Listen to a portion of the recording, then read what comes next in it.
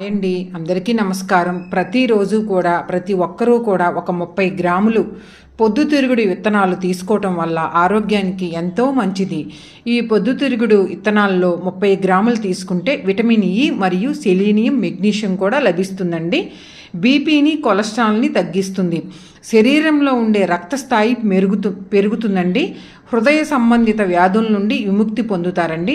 మధుమేహం నియంత్రణకు ఉపయోగపడుతుంది. మనకి షుగర్ లెవెల్స్ కూడా పెరగకుండా ఉంటాయి.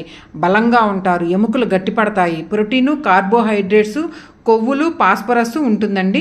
మోకాలు నొప్పులు రాకుండా, క్యాన్సర్ కూడా రాకుండా ఈ పొద్దుతిరుగుడు విత్తనాలు అనేవి చాలా ఉపయోగపడతాయి. ప్రతిరోజు కూడా ఒక స్పూన్ తినండి, ఆరోగ్యానికి చాలా మంచిది.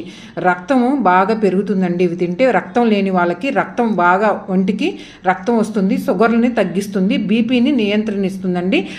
బరువు తగ్గాలనుకునే వాళ్ళు ప్రతిరోజు పొద్దుతిరుగుడు విత్తనాలు తినండి.